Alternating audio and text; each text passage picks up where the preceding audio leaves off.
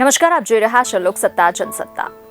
આજે 8 માર્ચ એટલે આંતરરાષ્ટ્રીય મહિલા દિવસે આ દિવ્યાંગ મહિલાની વાત કે જેણે દિવ્યાંગ હોવા છતાં રમતવીર બની અને આજે ઇન્ટરનેશનલ પેરા એથ્લેટિક પ્લેયરની એક ઓળખ ઊભી કરી। આંતરરાષ્ટ્રીય, રાષ્ટ્રીય અને રાજ્ય કક્ષા પર 59 મેડલો પોતાના નામે કરી વિશ્વભરમાં ડંકો વગાડી દીધો। દિવ્યાંગતાથી ઘણી મુશ્કેલીઓ આવે પણ હાર માન્યા વગર લક્ષ્ય પર વળગ્યા રહો તો સફળતા મળે જ, તેવા વિચારથી રમતવીર જે મહિલા છે આ ખેડાના મહેમદાવાદના સુંઢા ગામના ડેપ્યુટી સરપંચ પદ પર તેઓ કામ કરી ગામનું રાજપાટ પણ સંભાળે છે। જી, આપનો પરિચય?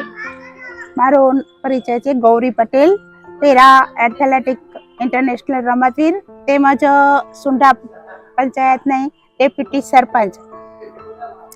આજે મહિલા દિવસ છે, એના ભાગરૂપે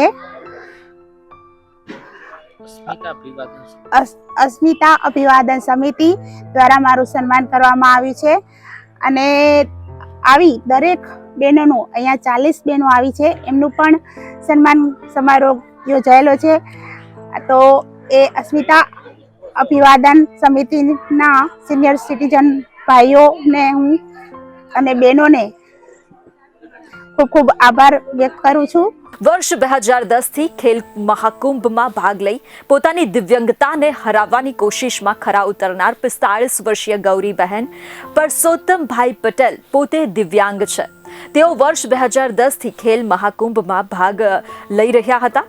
પેરા એથ્લેટિકમાં ભાલા ફેંક, ચક્ર ફેંક, ઘોડા ફેંક જેવી સ્પર્ધાઓમાં ભાગ લેવાનું તેમણે શરૂ કર્યું હતું। મિત્રો અને પરિવારના સભ્યોની મદદથી ગૌરીબહેનને આવી રમતોમાં સફળતા મળી અને એક બાદ એક લેવલ ઇન્ટરનેશનલ, નેશનલ અને સ્ટેટ લેવલ પર પોતાનું પરફોર્મન્સ બતાવી દિવ્યાંગતાને હરાવી કુલ 59 મેડલો પર જીત હાંસલ કરી પેરા એથ્લેટિકની દુનિયામાં તેઓએ ડંકો વગાડી દીધો। બહેનોને કહેવા માંગુ છું કે તમે પણ આવી રીતે દરેક કાર્યમાં આગળ વધો અને મારી જેમ હું આજે દિવ્યાંગ છું છતાં પણ ડેપ્યુટી સરપંચ અને રમતવીર જે કહેવાય છે ને કે આત્મનિર્ભર, તો આત્મનિર્ભર છું એમ તમે પણ આત્મનિર્ભર બનો। જય ભારત। સરકારે ગૌરીબહેનની ખેલદિલીને વર્ષ 2016-2017માં દિવ્યાંગ ખેલ પ્રતિભા પુરસ્કાર એવોર્ડથી સન્માનિત કર્યા હતા, જે બાદ 2017-2018માં પણ આ એવોર્ડના તેઓ હકદાર બન્યા હતા। વર્ષ 2013માં સ્વરોજગાર એવોર્ડ, સરદાર ગૌરવ એવોર્ડ તેમજ વર્ષ 2016-18માં અભ્યમ મહિલા સંમેલન, શ્રી ઉમિયા ચંદ્રક વંદે ગુજરાત વિકાસ યાત્રાના એવોર્ડ તેમને મળ્યા હતા। આમ હાલ સુધી 7 એવોર્ડ પણ પોતાને નામ તેમણે કર્યા। ગૌરીબહેનની વાત રમત ક્ષેત્ર સુધી જ સીમિત નથી રહેતી દર્શક મિત્રો, પરંતુ રાજપાટમાં પણ તેઓ આગળ જ છે। સુંઢા ગામમાં પણ તેઓ છેલ્લા 1.5 વર્ષથી ડેપ્યુટી સરપંચની ભૂમિકા ભજવી રહ્યા છે।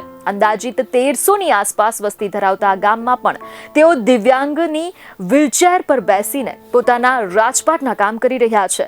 મન અડગ હોય તો હિમાલય પણ સર કરી જવાય છે। ખરેખર આ ઉક્તિ ગૌરીબહેને સાર્થક કરી બતાવી અને આજે વિશ્વ મહિલા દિવસે અન્યને પ્રેરણારૂપ તેઓ સાબિત થયા। બીજી અનેક ખબરો સાથે ફરી મળીશું। ધન્યવાદ।